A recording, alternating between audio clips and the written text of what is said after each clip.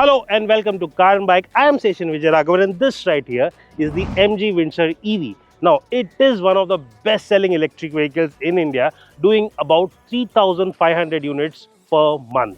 But many of you might still be on the fence about getting this electric vehicle. And if you too are among them, then this video might just help you because I'm going to talk about 3 things that I totally love about this MG Windsor EV and 3 things that can be considered as its shortcomings. But I urge you to wait till the end of this video because we have done a proper real world range test of this electric car and the numbers might just surprise you. But before we move ahead in this video, do subscribe to Car and Bike if you're new to the channel, and while you're at it, hit that bell notification as well so you never miss an update from us.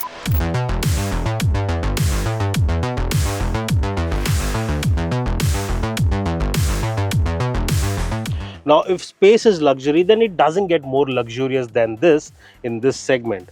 The seats too offer great comfort and bolstering, and these aero lounge style seats just take things to the next level.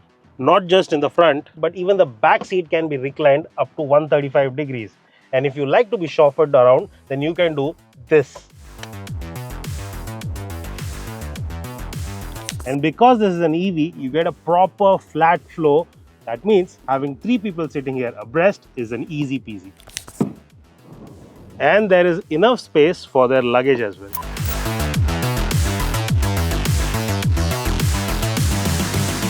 The Windsor EV comes with all the modern creature comforts that you can think of. Ventilated seats? Check.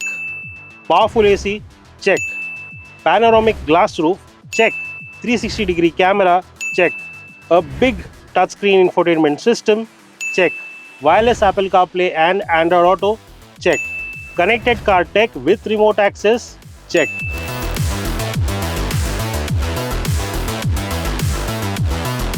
The third pro and not the last is the pricing. Yes, the Windsor EV is available in 3 variants: Excite, Exclusive and Essence. And all 3 variants are priced from 14 lakh rupees to 16 lakh rupees. And that is very attractive. But that's not it. At the time of making this video, MG also added the Windsor EV Pro model to the list, called the Essence Pro trim, and is the new top of the line variant.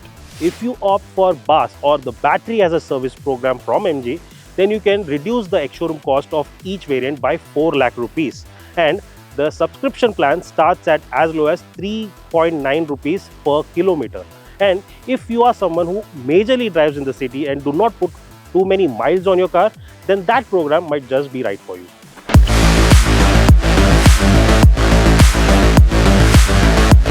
Now, let us talk about things that I don't like about the MG Windsor EV.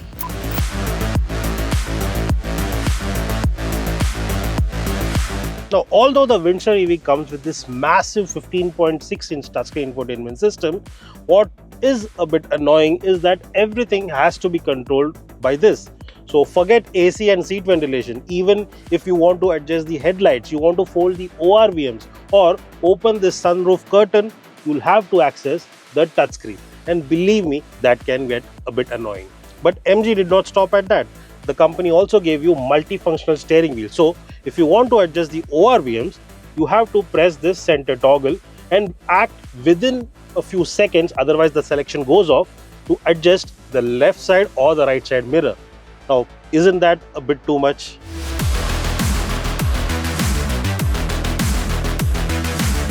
Now, another thing that I don't really like about the Windsor EV is its dynamics. Now, it is not bad, but it is not good either. You see, if you're driving in city conditions, if you're driving or doing low speed commutes, then there it is not a problem. The ride quality is nice, it is supple, and it feels like a comfortable car. However, give it a bad patch of road and you'll suddenly notice that it is quite stiff. You feel a lot of jitteriness from the car. You feel those jerks inside the vehicle, and that can be a bit unsettling.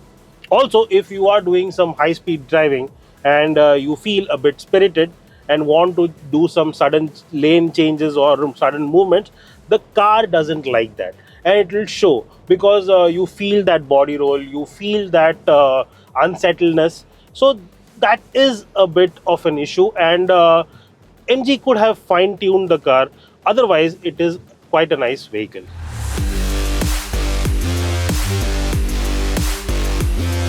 Now, another aspect that can be considered as a con for the Windsor EV is its battery pack. Yes, right now you only get one unit, and that is a 38 kilowatt hour battery pack, and that's about it. And it is quite small compared to what the rivals offer. Consider the Nexon EV for that matter. There you get a 45 kilowatt hour battery pack with the top of the line variant, and even if you consider the Curve EV, that too offers you a bigger battery pack.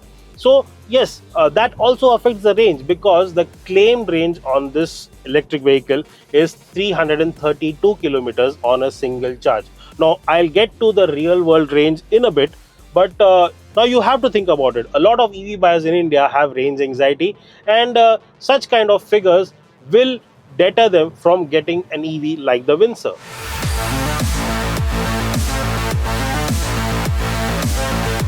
Now, with that out of the way, let's talk about the real world range figures of the Windsor EV, and it is quite interesting. I drove the car from 100% all the way to 0%, and it's literally 0% because by the time I reached the charging station, the onboard display said it was 0 and the car was on limp mode.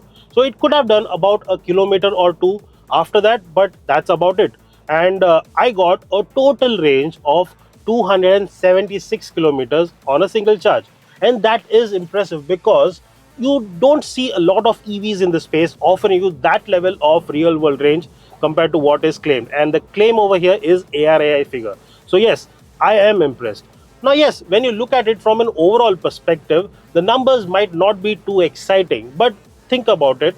If you are mainly going to drive this car in the city, and you're doing say about 50 to 60 kilometers in a day, then this is more than enough for 3 days, and that is quite substantial. And if you want to do a long distance trip, you can also do something like a Mumbai Pune, charge the car there and come back.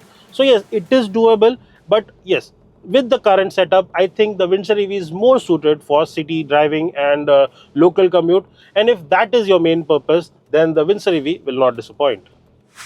Mind you, these figures are limited to the variants with the 38 kilowatt hour battery, but if there is still a concern about range, then you can opt for the Windsor EV Pro, which gets a bigger 52.9 kilowatt hour battery pack and an increased claimed range of 449 kilometers.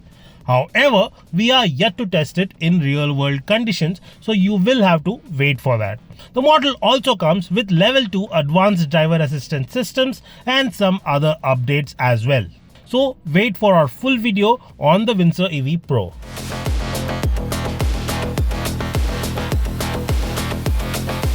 So there you have it. The pros and the cons are in front of you, and I have also given you the real world range figure of this MG Windsor EV. Now yes, there are some negatives here, and it could be a big sore in the thumb for a lot of buyers out there. But I feel that the pros certainly outweigh the cons, and it is a well-rounded product. Let us know in the comments if you think that these pros are certainly great, and what are the red flags and green flags for you regarding the MG Windsor EV. And if you like this video, do give it a thumbs up, share it with your friends, and for more such content, keep following Car and Bike.